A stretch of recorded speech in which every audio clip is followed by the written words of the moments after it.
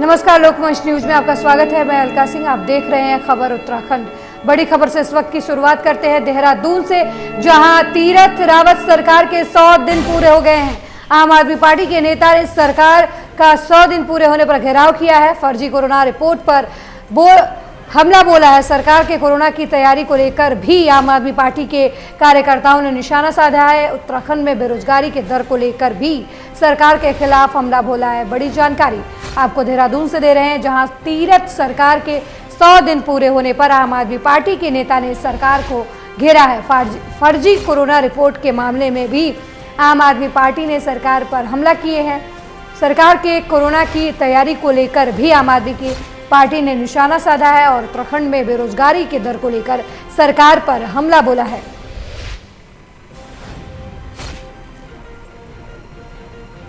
बड़ी जानकारी आपको देहरादून से दे रहे हैं, जहां तीरथ सरकार के 100 दिन पूरे हुए हैं। तीरथ सरकार के 100 दिन पूरे होने पर आम आदमी पार्टी ने सरकार को घेरा है। आम आदमी पार्टी ने सरकार को कोरोना टेस्ट मामले में भी घेरा है। आपको बता दें कि कुछ दिनों पहले ही हरिद्वार में हुए कुंभ में कोरोना टेस्ट को लेकर फर्जीवाड़ा का मामला सामने आया है, जिसको लेकर आम आदमी पार्टी ने सरकार पर निशाना साधा है। साथ ही फर्जी रिपोर्ट को लेकर सरकार को घेरा है। वहीं उत्तराखंड में बेरोजगारी की दर को लेकर भी सरकार पर हमला बोला है। अगली खबर लक्सर से है, जहां पर्यटन और सिंचाई मंत्री सतपाल महाराज ने लक्सर का दौरा किया, जिसमें खानपुर विधायक कुंवर प्रणव सिंह चैंपियन के साथ मंत्री ने बालावाली गंगा से सटे प्रभावित बाढ़ क्षेत्र का हवाई और स्थलीय सर्वेक्षण किया। उन्होंने बताया कि नाबार्ड से मिले 231,38,000 रुपए से सिंचाई विभाग द्वारा गंगा के दोनों किनारों पे नए स्पर्श बनवाए जा रहे हैं। वहीं खानपुर विधायक के सुझाव पर उन्होंने पहले से बने स्पर्श की लंबाई 150 मीटर बढ़ाए जाने के आदेश दिए हैं।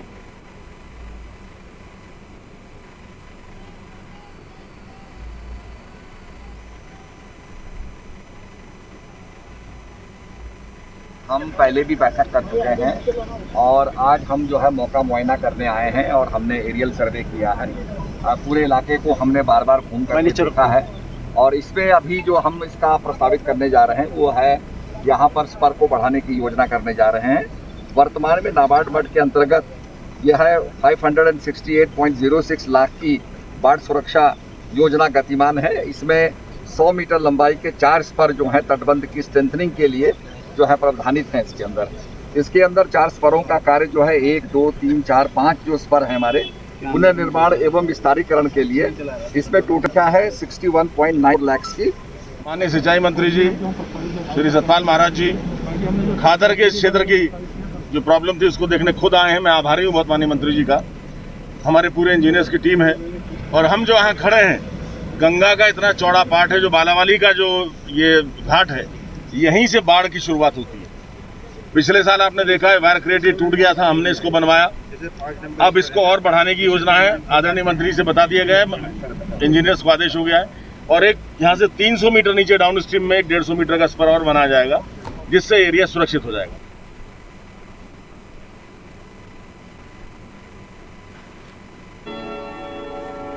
बड़ी खबर देहरादून से है, जहां गढ़ी कैंट में छावनी परिषद अस्पताल का लोकार्पण किया गया है। मुख्यमंत्री तीरथ सिंह रावत और कैबिनेट मंत्री गणेश जोशी ने लोकार्पण किया है।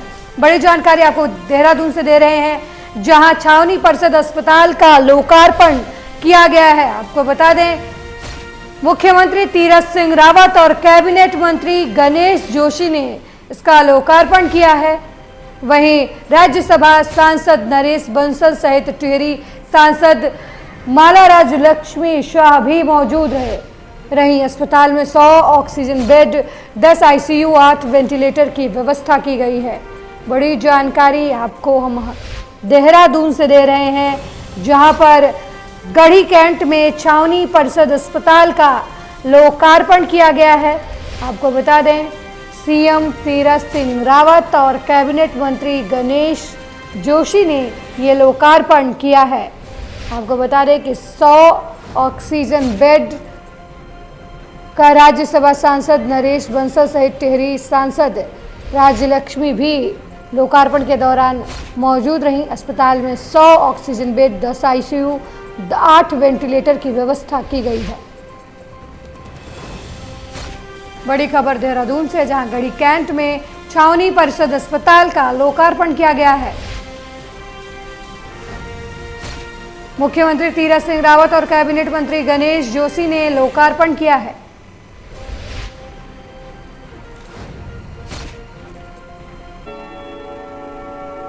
खबर चमोली से है, जहां जिले में बीते दिनों लगातार हो रही बारिश से गांवों को जोड़ने वाले कई लिंक मोटर मार्ग खराब गुणवत्ता की वजह से सड़कों पर मलबा आने से लोगों को आने जाने में दिक्कत हो रही है। गांव में रहने वाले लोगों के साथ साथ बीमार लोगों और गर्भवती महिलाओं को भी पैदल आवाजाही करने में दिक्कतों का सामना करना पड़ रहा है।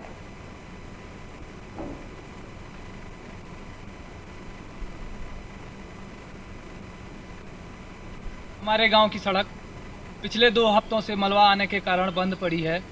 विभाग के अधिकारियों से कई बार कहने पर भी अभी तक सड़क नहीं खोली गई। गांव के लोगों को और बीमार लोगों को बाजार और अस्पताल जाने में काफ़ी दिक्कत हो रही है।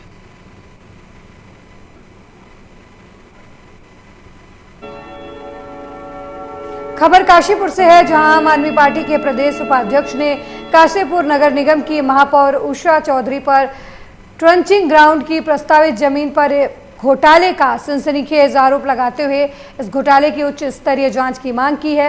वहीं इस मामले में महापौर उषा चौधरी ने कहा कि उनके संज्ञान में मामला आया है। आप नेता दीपक बाली ने उन पर आरोप लगाते हुए पत्रकारों से वार्ता की है। उन्हें अभी ये जानकारी नहीं है कि किस तरह के आरोप लगाए गए हैं, इसलिए अभी कुछ भी कह नहीं पाएंगे। आरोपों की जानकारी के बाद ही जल्द इस मामले पर प्रेस कॉन्फ्रेंस के जरिए सामने आएंगी।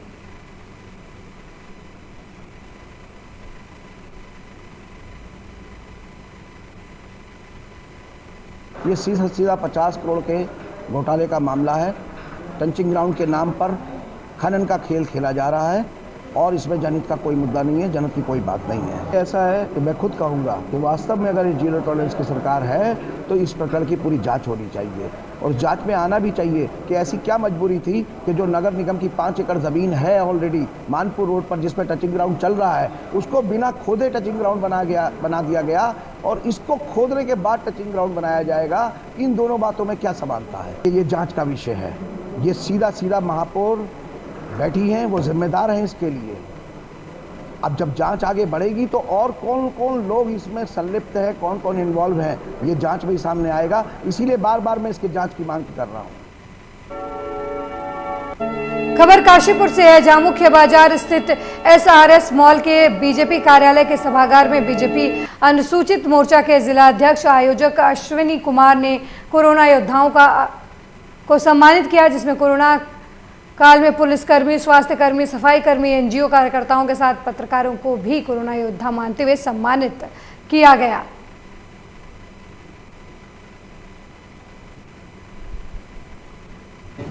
किसी को जिस प्रकार की भी आवश्यकता थी उस प्रकार की खाना देने का, कच्चा भोजन देने का, पका भोजन देने का, इस प्रकार की व्यवस्थाएं बनाई और पूरे देश के अंदर आज भारतीय जनता पार्टी के कार्यकर्ता घर घर जा कर के ज़रूरतमंद लोगों की मदद कर रहे हैं। उसी क्रम में जिन लोगों ने इस समाज के जो पीड़ित लोग हैं, जो इस बीमारी से जूझ रहे थे, उन परिवारों की मदद करने के लिए जिन भाइयों ने अपना योगदान दिया है, हमें सम्मान मिलता है। आज एक कोविड-19 में ऐसा हुआ है कि सामाजिक तौर पे सभी ने अपने अपने तरीके से योगदान दिया है। किसी ने प्लाज्मा की व्यवस्था कराई है, किसी ने ब्लड की व्यवस्था कराई है, किसी ने किलोमीटर की व्यवस्था कराई है, मतलब अपने अपने तरीके से किसी ने खाने की व्यवस्था कराई है, हर प्रकार से व्यवस्थाएं कराई है। तो इस व्यवस्थाओं के चलते सभी का मनोबल बढ़ाने के लिए हमने एक छोटा सा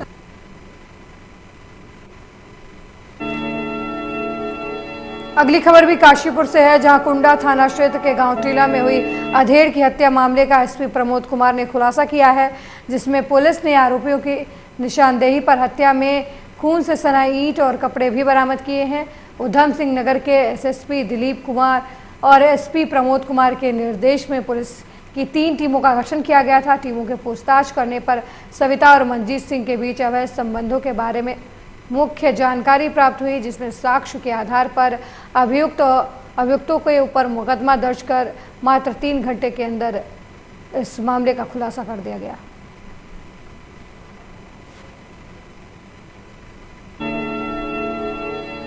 अगली खबर लालकुआं से है, जहां कोरोना महामारी के बीच प्रदेश सरकार अस्थायी अस्पताल बना रही है, लेकिन पिछले 7 सालों से लालकुआं के हल्दू चौड़ में निर्माणाधीन 30 बेड का अस्पताल अभी तक तैयार नहीं हो सका है।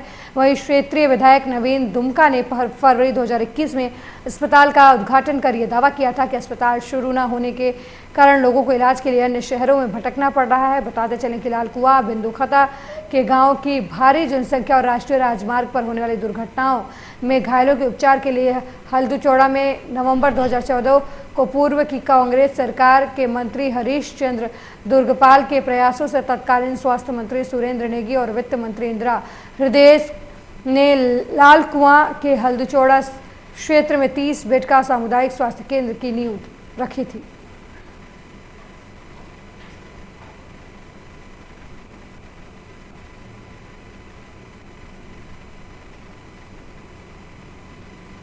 कांग्रेस शासन में जो लालकुआं विधानसभा के हल्दू चौड़ में एक अस्पताल का निर्माण कार्य हुआ है, निर्माण कार्य अधूरा है। मतलब कांग्रेस ने उसमें पैसा दिया और उसमें कांग्रेस के शासनकाल में बहुत सारे कार्य वहाँ पर हुए, लेकिन जब से भारतीय जनता पार्टी की सरकार आई है तब से वहाँ पर कार्य ठप पड़ा है। बहुत ही मंद गति से वहाँ काम हो रहा है और जो है उसमें अभी लोगों ने जो है हमारे जो माननीय विधायक जी हैं लालकुआं के उनके पास भी लोग गए थे, तो उन्होंने ये कहा था कि उसमें कार्यदारी जो संस्था है उस पर जो है मैं मुख्यमंत्री जी से मांग करूंगा कि इस पर ठेकेदार पर जो है मुकदमा दर्ज होना चाहिए। अगली खबर लालकुआं से है, जहां युवा समाज सेवी वैभव उपाध्यक्ष के पिछले महीने कोरोना से मृत्यु हो गई थी, जिसकी याद में उनके भाई योगेश उपाध्याय नगर पंचायत सभासद ने अपने साथियों के साथ आवास पर रक्तदान शिविर का आयोजन किया। वहीं रक्तदान शिविर पहुंचे स्वर्गीय Bal Kishan Devki charitable blood bank Haldwani की मौजूदगी में रक्त एकत्रित किया गया, जिसमें 50 से अधिक लोगों ने रक्तदान किया।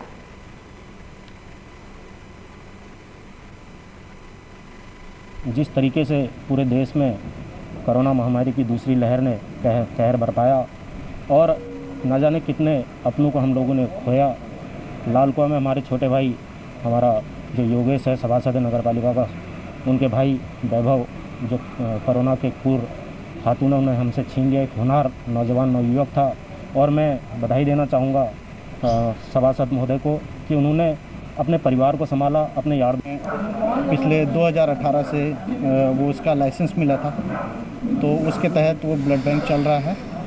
और इस दौरान जैसे ही वो ब्लड बैंक हमारा उस टाइम शुरू हुआ था, तो उसी टाइम डेंगू की मार जो है शहर में पड़ी थी, हल्द्वानी और लालकुआं और जगह पे। उस टाइम प्लेटलेट का लोड हमारे काफ़ी ज़्यादा था, तो उसको करते करते अभी फिर ये कोविड काल आ चुका है, जिसकी वजह से समस्या ये होती है। मैं आप सभी बड़े भाई, छोटे भाई और यहाँ पे उपस्थित बहनों का हार्दिक स्वागत अभिनंदन करता हूँ। यहाँ पर आए हुए जो कोविड से इससे पहले मेरे भाई का कुछ समय पहले निधन हो गया था, इसी चीज़ में मैंने रक्तदान शिविर लगाया है और ये आगे भी करता रहूँगा। ये हल्द्वानी से टीम आई हुई है, ब्लड बैंक की टीम। बीजेपी के सेवा ही संगठन पार्ट 2 के तहत लक्सर विधायक संजय गुप्ता ने स्वास्थ्य विभाग की अपनी निधि से 2 हाईटेक एम्बुलेंस मुहैया कराई है। विधायक ने दोनों नई एम्बुलेंस के साथ लक्सर पहुंचकर बीजेपी के कार्यकर्ताओं की मौजूदगी में CHC प्रभारी डॉक्टर अनिल वर्मा को दोनों एम्बुलेंस की चाबियां सौंपी। इस मौके पर विधायक ने कहा कि कुछ समय से देश और प्रदेश में कोरोना महामारी ने कोहराम मचा रखा है, अब आगे डेंगू जैसी महामारी का खतरा भी बढ़ रहा है। ऐसे में लक्सर क्षेत्र की स्वास्थ्य सेवाओं को मजबूत बनाकर क्षेत्र की जनता को सुरक्षित रखने का काम शुरू किया गया है। विधायक ने कहा कि महामारी के दौर में 2 एम्बुलेंस लक्सर क्षेत्र के लिए वरदान साबित होंगी।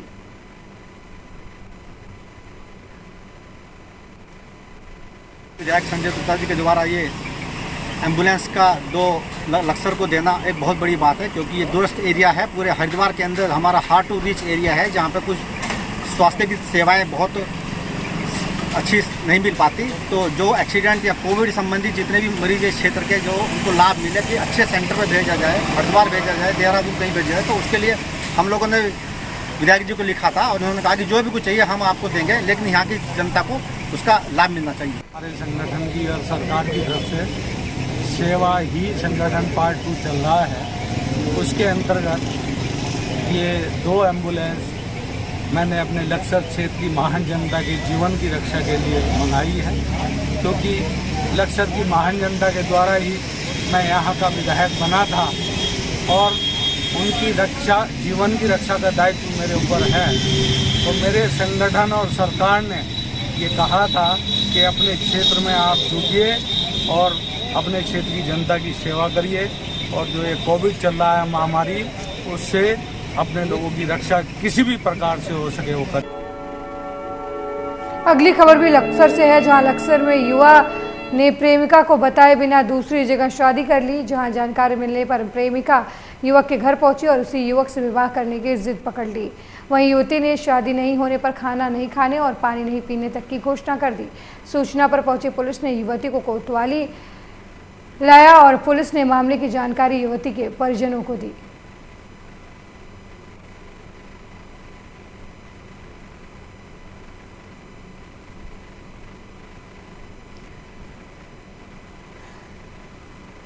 प्रेमी ने प्रेमिका को सूचना दिए बगैर किसी और लड़की से शादी कर ली, जिसकी जानकारी मिलते ही प्रेमिका प्रेमी के घर पहुंची और प्रेमी से दूसरी शादी करने की जिद पकड़ ली।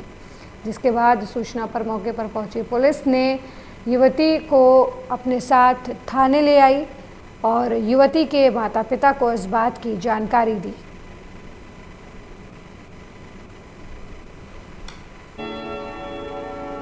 पंद्रह जून से सरकार ने सोने की ज्वेलरी पर हॉल मार्किंग अनिवार्य करने का फैसला लिया है। सर्राफ कारोबारियों ने कोरोना काल में हॉल मार्किंग और आगे बढ़ाने की अपील की थी। हॉल मार्किंग अनिवार्य होने से सोना खरीदते समय उसकी शुद्धता को लेकर संदेह नहीं रह जाएगा। अभी तक ज्वेलरी पर हॉल मार्किंग स्वैच्छिक थी। हॉल मार्किंग अनिवार्य होने से ग्राहकों के साथ धोखाधड़ी की आशंका नहीं रह जाएगी। सोने की 14 कैरेट, 18 कैरेट और 22 कैरेट ज्वेलरी पर 15 जून से हॉल मार्किंग अनिवार्य होगी। बिना हॉल मार्किंग के आपको सोने की कोई भी ज्वेलरी नहीं मिलेगी। हालांकि हॉल मार्किंग से ग्राहकों पर टैक्स का भार जरूर बढ़ेगा, लेकिन सोने की शुद्धता पर ग्राहकों का भरोसा बना रहेगा।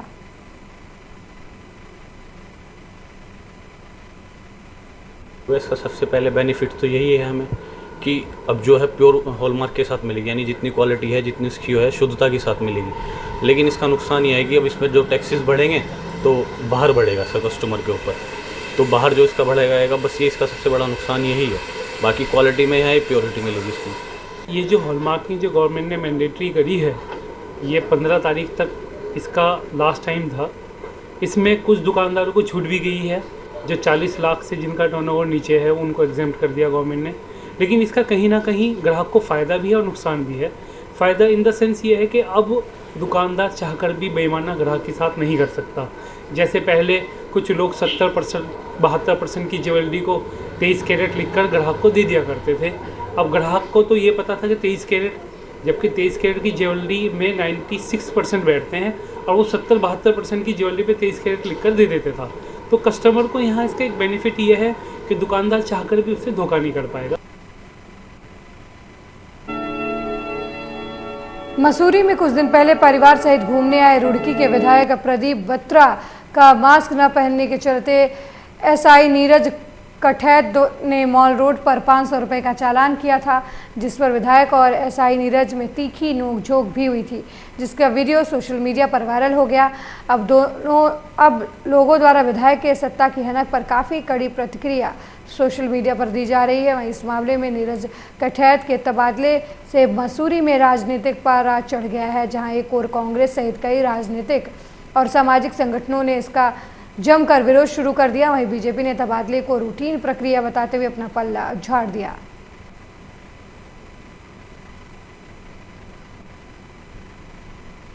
ये एक आदमी जो है बिना मास्क के मुझे दिखाया, जो कि परिवार के साथ घूम रहा था, झुंड बना के घूम रहे थे, जिन्हें मैंने मास्क न पहने पे टोका।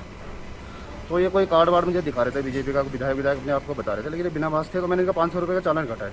मैं विधायक हूँ और थोड़ा सा हमारे साथ जो है वो बदतमीजी टाइप की करने लग गए, फिर पैसा फेंके यहाँ से चले गए। ये बत्रा जी बता रहे थे अपने आप को, रुड़की विधायक। 2 गज की दूरी, मास्क है जरूरी, पर जब ये प्रशासन और पुलिस इस जुमले का, इस लाइन का पालन या करती है तो उनका ट्रांसफर कर दिया जाता है। आप सबको ज्ञात होगा, अभी 2-3 दिन पहले सत्ता के नशे में चूर विधायक मसूरी पहुंचे और यहाँ के प्रशासन ने उनसे निवेदन करा कि आप प्लीज मास्क पहन लीजिए, पर वो इतने सत्ता में चूर हैं, वो इतने उस नशे में या चूर हैं या सत्ता के, कि उन्होंने उनके मुंह पर पैसे मारे और आज उसका नतीजा ये हुआ कि कल हमें पता चला कि हमारे जांबाज या सिपाही, हमारे ईमानदार या सिपाही का उन्होंने ट्रांसफर कर दिया। अगली खबर रामनगर से है, जहां डिग्री कॉलेज निर्माण कार्य शुरू करने के लिए ठेकेदार जेसीबी लेकर पहुंचा तो ग्रामीणों ने इसका विरोध किया। ग्रामीणों का कहना है कि जिस जमीन पर डिग्री कॉलेज का निर्माण किया जा रहा है उस पर लगभग 30 साल से उनका कब्जा है और उनके पास हाई कोर्ट का स्टे भी है, लेकिन प्रशासन भी उक्त भूमि पर डिग्री कॉलेज का निर्माण करा रहा है। राजस्व विभाग के अधिकारियों का कहना है कि उक्त जमीन सरकारी है, जिसको लेकर सरकार ने अपने कब्जे में लिया है और माननीय हाई कोर्ट का स्टे फसल काटने तक का था। अब फसल कट चुकी है और अब डिग्री कॉलेज का निर्माण शुरू कर दिया है। कोविड काल में बिजली चोरी पर विजिलेंस की बड़ी कार्रवाई सामने आई है।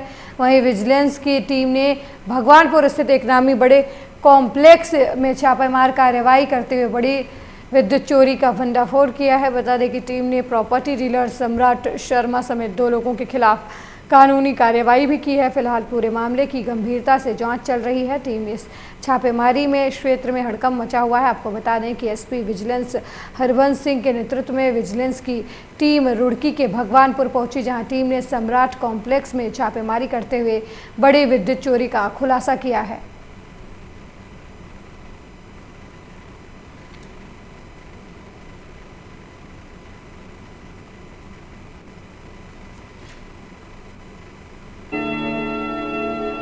अगली खबर रुड़की से है, जहां सिविल लाइन कोतवाली पुलिस ने क्षेत्र में चेन स्नैचिंग करने वाले बदमाश को गिरफ्तार किया है। इतना ही नहीं, पुलिस ने उनके पास से एक सोने की चेन भी बरामद की है। बता दें कि आरोपी बेहद शातिर और अपराधी मामलों में लिप्त है। वहीं आरोपी के खिलाफ संबंधित धाराओं में केस दर्ज किया गया है और आरोपी को जेल भेजने की तैयारी पुलिस कर रही है।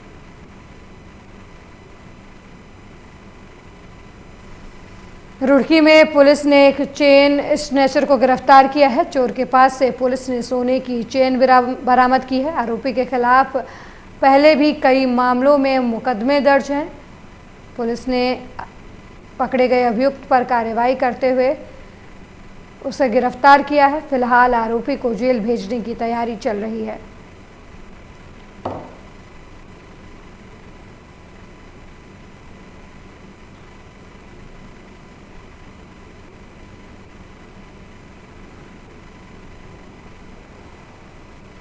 रुड़की सिविल लाइन एरिया में एक महिला के साथ चेन स्नैचिंग की घटना हुई थी, क्योंकि ये वीडियो सोशल मीडिया पर भी काफ़ी चला था। इसमें एक व्यक्ति के द्वारा एक मॉर्निंग वॉक में निकली हुई एक महिला के साथ चेन स्नैचिंग की घटना दिखाई गई थी। क्योंकि मामला पूरी तरह अज्ञात में था, इसमें सीओ रुड़की और इंस्पेक्टर रुड़की इनकी टीम के द्वारा लगातार प्रयास किए जा रहे थे और मैनुअली ये घटना को इनके द्वारा कल 16 तारीख को जो मेन मुलजिम था उसकी अरेस्टिंग की गई है। मुंतज़िर नाम का व्यक्ति, जिसमें पूर्व में भी 6 मुकदमे हैं, इसके द्वारा ये घटना को किया गया था और उसके द्वारा इसको घटना को स्वीकार भी किया गया और उससे जो लूटी गई चेन है वो बरामद की गई है। बाकी और भी घटनाएं हम लोग इससे अभी पूछवा रहे हैं और भी और चीज़ें हम लोग इसमें आगे देख रहे हैं कि कौन कौन लोग इसमें और उसके साथ शामिल रहे हैं इस पूरी घटनाओं में, उसका भी हम करेंगे। एसएसपी महोदय के द्वारा इसमें 2500 रुपये इनाम की घोषणा। अगली खबर टिहरी से है, जहां नरेंद्रनगर पुलिस प्रशिक्षण केंद्र में 12.5 महीने की कड़ी मेहनत के बाद 18 पुलिस उपाधीक्षकों को आज मुख्यमंत्री तीरथ सिंह रावत ने शपथ दिलवाकर शुभकामनाएं दी। सभी पुलिस उपाधीक्षक को जिम्मेदारी के साथ जनता के बीच मित्र पुलिस का व्यवहार अपनाते हुए जनता की सेवा करने को कहा। वहीं इस दौरान दीक्षांत समारोह में पुलिस के जवानों ने भव्य परेड का आयोजन किया गया, जिसमें मुख्यमंत्री तीरथ सिंह रावत, पुलिस महानिदेशक अशोक कुमार परेड में शामिल हुए।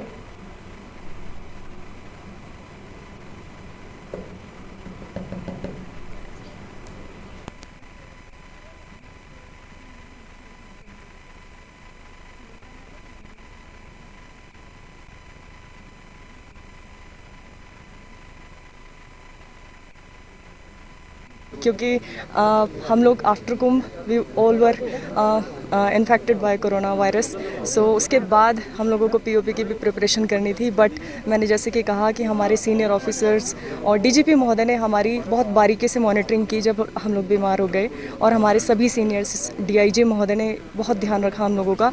हम फिर से एक बार हेल्दी फील करने लगे और फिर से हम लोगों ने जी जान से मेहनत की। हमारे सभी ट्रेनर्स जो हैं उन लोगों ने हमारे मनोबल को हमेशा बढ़ाए रखा।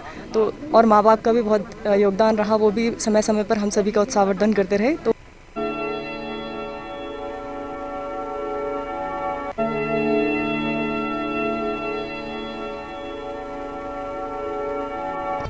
अतुल कुमार के गुरु मंत्र मनी मंत्र लोकमंच पर। इस बुलेटिन में मेरे साथ फिलहाल इतना ही। देश दुनिया की तमाम खबरों के लिए देखते रहिए लोकमंच न्यूज। नमस्कार।